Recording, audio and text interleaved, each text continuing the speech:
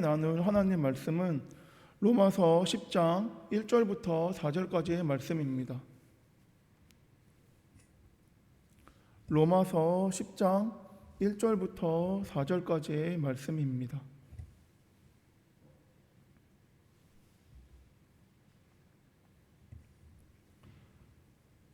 로마서 10장 1절로 4절까지의 말씀 제가 봉독하겠습니다. 형제들아, 내 마음에 원하는 바와 하나님께 구하는 바는 이스라엘을 위함이니 곧 그들도 구원을 받게 함이라. 내가 증언하노니 그들이 하나님께 열심은 있으나 올바른 지식을 따른 것이 아니니라. 하나님의 의를 모르고 자기 의를 세우려고 힘써 하나님의 의에 복종하지 아니하였느니라. 그리스도는 모든 믿는 자에게 의를 이루기 위하여 율법의 마침이 되시니라. 아멘. 어떤 한 남자가 있습니다. 그 남자는 피아노를 치고 싶은 간절한 마음으로 피아노를 샀습니다. 그리고 그는 그 산 피아노를 열정적으로 쳤습니다. 그런데 그는 피아노를 배운 적도 없고 제대로 칠 줄도 모르는 사람이었습니다. 그는 단지 열정만으로 피아노를 샀고 피아노를 쳤습니다. 물론 자기가 듣기에는 꽤 좋은 소리라고 들릴 수 있지만 그 사람이 피아노 치는 소리는 다른 사람들에게는 불협화음으로 다른 사람들이 듣기 싫어하는 피아노의 소리가 흘러나왔습니다. 그리고 그가 피아노를 치는 것 자체를 다른 사람들은 싫어했습니다. 이번에는 어떠한 청년이 있습니다. 그 청년은 자동차를 운전하고 싶은 마음에 자동차를 샀습니다. 그런데 그 청년은 운전면허증이 없었습니다. 단지 운전하고 싶은 간절한 마음으로 운전석에 앉아서 열심히 시동을 걸고 운전을 한다면, 열정적으로 자동차를 운전해서 도로로 나간다면 어떻게 되겠습니까? 분명 여러 사람이 다치거나 큰 사고를 낼 것입니다. 피아노를 치고 싶어서 간절한 마음으로 피아노를 사서 열정적으로 피아노 치는 사람과 운전을 하고 싶어서 간절한 마음으로 차를 사서 시동을 거는 청년의 공통점이 있습니다. 이 두 사람의 공통점은 간절한 마음으로 열정을 다해 자신이 하고 싶은 일을 한다는 것입니다. 피아노와 운전에 대해 배워본 적도 없고 그저 내가 하고 싶다는 이유로, 지금 해야 한다는 이유로 그들은 열정을 다해 피아노를 치며 운전을 합니다. 그런데 그 남자가 피아노를 치게 되면, 그 청년이 운전을 하게 되면 많은 사람들에게 피해를 줄 것입니다. 그 남자는 피아노가 너무 좋아서 열정적으로 피아노를 치지만 제대로 배우지 못한 사람이기에 아름다운 음악이 아닌 불협화음으로 사람들에게 피해를 줄 것입니다. 또한 그 청년은 운전하는 것이 너무 좋아서 자동차에 시동을 걸고 운전을 하지만 그가 운전해서 도로에 나간다면 그 도로의 교통은 복잡해질 것이고 많은 사람들에게 피해를 줄 것입니다. 그들에게는 열심만 있을 뿐 올바른 지식은 있지 않았습니다.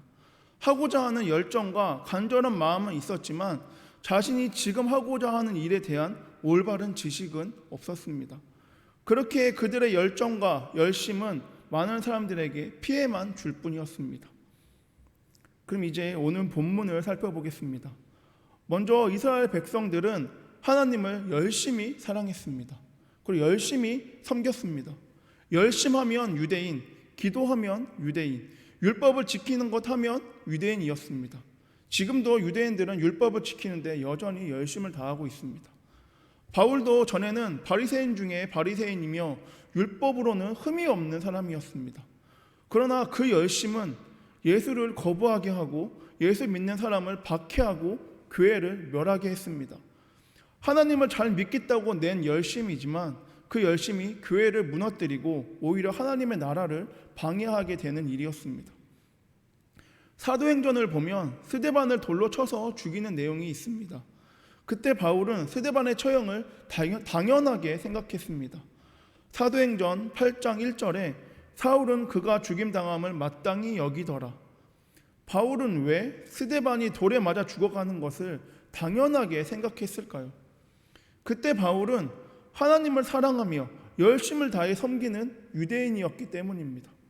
이러한 바울의 마음은 당시 유대인들의 공통된 열정과 열심이었습니다. 이스라엘 백성들은 율법을 지키는 행위와 전통에 이르는 길이라고 생각했습니다. 그래서 종교적인 행위, 전통을 지키는 일에 최선을 다했습니다. 그러나 그 문제는 그 열정이 잘못된 것이었습니다. 그들이 하나님을 향한 열정과 열심이 많을수록 하나님의 뜻과는 점점 멀어져 갔습니다. 사도 바울도 그런 사람이었습니다. 그러나 바울은 다메섹 도상에서 예수님을 만났습니다. 죽은 줄만 알았던 예수님이 부활하셨고 살아계심을 그때서야 깨닫게 되었습니다. 예수님을 만나 은혜 받고 자기가 얼마나 열심히 한 모든 것이 잘못되었는지 바울은 깨닫게 되었습니다. 그리고 바울은 이렇게 고백합니다. 빌립보서 3장 8절과 9절에 모든 것을 해로 여김은 내 주 그리스도 예수를 아는 지식이 가장 고상하기 때문이라. 내가 그를 위하여 모든 것을 잃어버리고 배설물로 여김은 그리스도를 얻고 그 안에 발견되려 함이니 내가 가진 의는 율법에서 난 것이 아니요 오직 그리스도를 믿음으로 말미암은 것이니 곧 믿음으로 하나님께로부터 난 의라. 아멘. 바울은 예수님을 만난 후 변화되고 보니 이스라엘 사람들에 대해서 안타까운 마음을 갖게 되었습니다. 오늘 본문 2절을 세번역 성경으로 보면은 나는 증언합니다. 그들은 하나님을 섬기는데 열성이 있습니다. 그러나 그 열성은 올바른 지식에서 생긴 것이 아닙니다. 그들 가운데 열심은 있는데 하나님의 뜻과는 반대로 가고 있다는 것입니다. 유대인들은 하나님에 대한 열정과 열심은 있지만 참 진리와 근거에 지식에 근거하지 않고 자기들의 전통과 행위와 자기들의 선입견이 하나님의 뜻이라고 생각하고 그 생각대로 행하였습니다. 본문 3절을 보면 하나님의 의를 모르고 자기 의를 세우려고 힘써 하나님의 의에 복종하지 아니하였느니라. 하나님의 의를 모르기 때문에 열심히 무언가 하고 있지만 열심히 하면 할수록 하나님의 말씀에 하나님의 뜻에 불순종하게 되는 불복종하게 되는 반대되는 결과를 나타난다는 것입니다. 그 당시 이스라엘 사람들은 자기의 의를 세우려고 열심이었습니다. 하나님의 뜻이 무엇인지 모르면 하나님의 원하심이 무엇인지 모르면 자기의 의가 나올 수밖에 없습니다. 자기의 의로움을 주장합니다. 모든 것이 자기가 옳다고 생각합니다. 그렇게 되면 당연히 하나님의 의를 하나님의 뜻에 순종하지 않습니다. 자기 생각대로 하고 자기 뜻대로 말하고 자기 판단대로 행동하고 생각하게 됩니다. 그것이 맞지 않으면 반항하며 비판까지 하게 됩니다. 그럼 이 시간 생각해 봤으면 좋겠습니다. 나에게는 당시 이스라엘 사람들과 같은 모습은 있지 않나? 하나님의 의보다 나의 의를 중요시 생각하고 있지 않나? 말로는 하나님을 위해서 한다고 하지만 그 속마음은 하나님보다 나를 위한, 나를 높이는 일을 하고 있지 않나? 사무엘하 24장 1절부터 9절에는 다윗의 이야기가 나옵니다. 여러분, 다윗은 누구입니까? 다윗은 하나님의 뜻대로 행하는 자, 하나님을 신뢰하며 따르는 자, 하나님께 찬양과 영광을 올리는 자, 그가 바로 다윗입니다. 하지만 그런 다윗도 하나님께 책망받는 일이 있었습니다. 그것은 바로 다윗이 왕일 때 실시한 인구조사였습니다. 쉽게 보면 한 나라의 왕이기 때문에 그 나라의 인구조사를 한다는 것은 잘못된 일이 아닐 수 있습니다. 또한 하나님도 인구조사를 죄라고 하시지 않았습니다. 모세도 2번씩이나 백성을 계수했지만 범죄로 처벌하지 않았기 때문입니다. 목자가 자기 양떼의 수를 알아서 안 될 이유는 없었기에 인구조사 자체는 죄가 아니었습니다. 그럼 다윗은 왜 인구조사를 했을 때 하나님께 책망받게 되었을까요? 그것은 잘못된 동기 때문입니다. 먼저 하나님께로부터 인구조사의 명령을 받지 않고 다윗 스스로 결정해서 인구조사를 했습니다. 다윗은 교만 때문에 인구조사를 했습니다.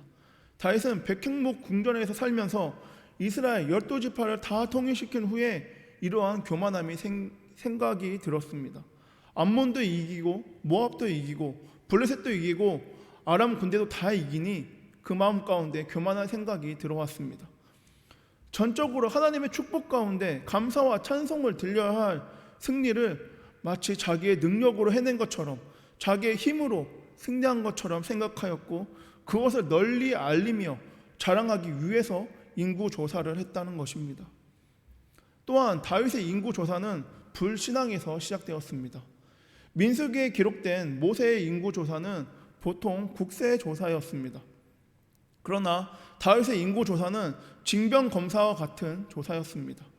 사무엘하 24장 9절에 이스라엘에서 칼을 빼는 담대한 자가 80만 명이요 유대 사람이 50만 명이었다라고 한 것으로 보아 20세 이상 싸움에서 능히 나가만한 자들을 다윗은 조사한 것입니다. 이제까지 블레셋이나 암몬이나 모압이나 아람 군대나 모든 전투 가운데 하나님이 동행하셨기에, 역사하셨기에 승리했는데, 그런 하나님의 은혜를, 능력을 다 잊어버리고 병력만 있으면 이긴다는 생각으로 온 이스라엘 중에 칼을 뺄 만한 자들만을 계수했다는 것입니다. 순간 다윗은 하나님의 의보다 자신의 의를 중요시 생각했고, 하나님의 뜻보다 자신의 뜻을 중요하게 생각했기에 이러한 실수, 죄를 범했다는 것입니다. 하나님의 역사하심과 동행하심, 살아계심을 경험한 다윗도 열심을 다해 인구조사를 실시했지만 그 인구조사는 하나님의 뜻이 아니었습니다. 열심은 있었으나 그에 따른 지식은 없었고, 하나님의 의와 뜻보다는 자신의 의를 세우려고 했기에 하나님께 책망받았습니다. 그 결과 이스라엘은 다윗의 죄로 인하여 3일 동안 7만 명의 생명에 희생당하고 말았습니다. 여러분, 밑 빠진 독에 물 붓기라는 속담을 알고 계시죠?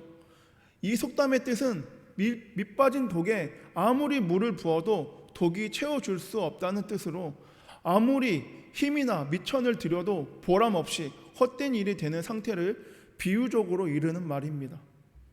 이처럼 하나님에 대한 올바른 지식이 없으면 하나님의 의와 뜻이 아닌 우리 자신의 의와 뜻을 믿고 행하는 열심은 보람없이 헛된 일이 될 수도 있다는 것입니다.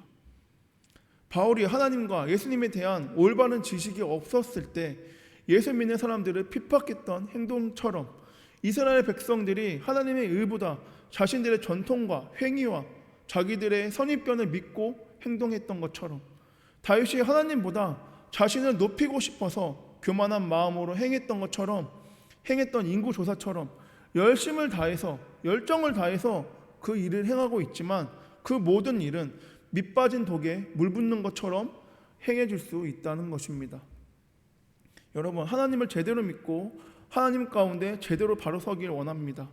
하나님의 뜻대로, 하나님의 말씀 가운데, 이 세상 가운데 오늘 하루를 시작하길 소망합니다. 이 세상 가운데 살면서 하나님의 뜻대로, 말씀대로 살아가는 것이 결코 쉬운 일은 아닙니다. 아니, 어려운 일이고 힘든 일입니다. 그렇지만 하나님의 뜻대로 살려고 애쓰려고 해야 합니다. 하나님이 가르쳐 주신 대로, 하나님의 뜻대로 나아가는 자 하나님께서 기억하시고 반드시 역사하실 것입니다. 하나님의 역사하심과 동행하심을 잊지 않고 기억함으로 오늘 하루 세상 가운데 나아가 승리하는 우리 모두가 되길 소망합니다. 마지막으로 미국의 보너 박사 이야기를 나누겠습니다. 미국의 보너 박사가 하루는 꿈을 꾸었습니다. 꿈에 천사가 나타나 말하기를 보너 박사의 열심을 저울에 달아보겠다는 것입니다.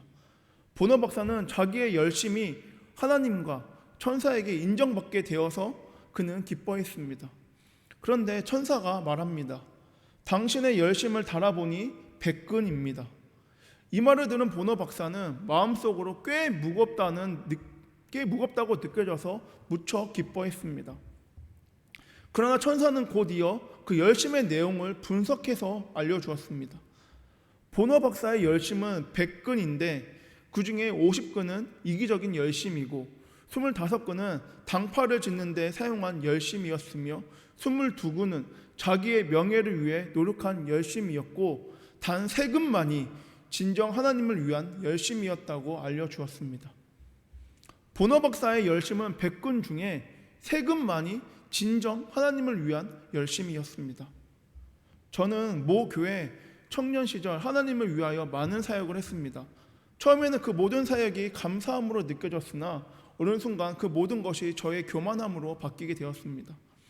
하나님을 위해서 일한다고 말은 하지만 어느 순간 그 모든 것이 내 이름을 위해서 나를 좀 더 높이기 위한 사역이었습니다. 그때 저는 열심 100근 중에 하나님을 위한 열심은 3근도 되지 않았을 것입니다. 그리고 저는 그 교만함으로 인하여 하나님께 책망받게 되었고, 그때 다시 하나님 앞에서 겸손함으로 나를 사용하심에 대한 감사함을 깨닫게 되었습니다. 그럼 여러분의 열심 100근 중에 하나님을 위한 열심은 지금 얼마나 되십니까? 말씀을 정리하겠습니다. 설교 서두에 나눴던 피아노를 치고 싶은 남자와 운전을 하고 싶은 청년은 간절한 마음이 있었습니다. 그래서 그들은 열심과 열정을 다해 자신들이 하고 싶은 일을 행하였습니다. 그러나 피아노를 사랑한다고 해서 운전을 하고 싶다고 해서 제대로 배우지 못한다면 완벽하고 아름다운 음악을 만들어낼 수 없으며 그 운전은 사람들에게 피해만 줄 뿐이라는 것입니다. 즉 열심은 올바른 지식과 함께 동행해야만 보기 좋은 작품이 나올 수 있고 안전한 운전을 할 수 있다는 것입니다. 신앙생활도 마찬가지인 것 같습니다. 바른 진리에 입각한 바른 열심을 갖추어야 좋은 그리스도인, 예수님에 대한 참된 제자가 될 수 있습니다.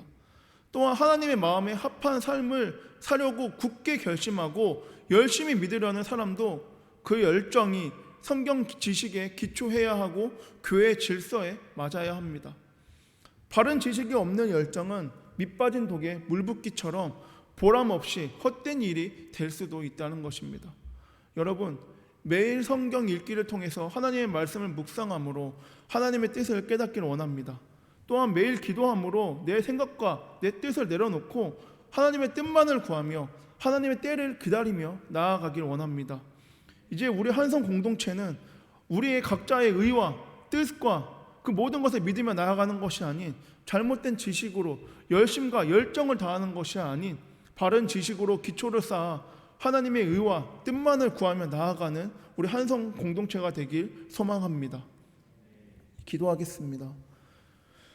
우리의 예배를 기쁘게 받아주시는 주님 감사합니다. 오늘 말씀을 통하여 바른 지식으로 하나님을 믿어야 한다는 것을 깨닫게 해주심에 감사합니다. 세상 가운데 살면서 하나님의 의와 뜻보다 우리의 이름과 뜻을 나타냈던 우리의 모든 모습들을 이 시각 고백하오니 용서하여 주시옵소서. 또한 우리의 열심이 나를 높이고 나타내는 열심이 아닌 하나님을 위한 열심이 되게 하여 주시옵고, 진정한 복음과 바른 지식으로서 하나님의 의와 뜻을 나타내는 열심이 되도록 주관하여 주시옵소서. 이제 세상 가운데 나아갈 때 오늘 하루를 시작할 때 죄의 유혹에서 이겨낼 수 있도록 도와주시옵고, 교만하며 불순종의 마음이 아닌 겸손하며 순종하는 마음으로 하나님만을 높이며 영광 올려드릴 수 있는 우리가 되게 하여 주시옵고 동행 역사하여 주시옵소서. 이번의 말씀 오늘의 우리의 삶의 주인 되시는 예수님의 이름으로 기도드립니다. 아멘.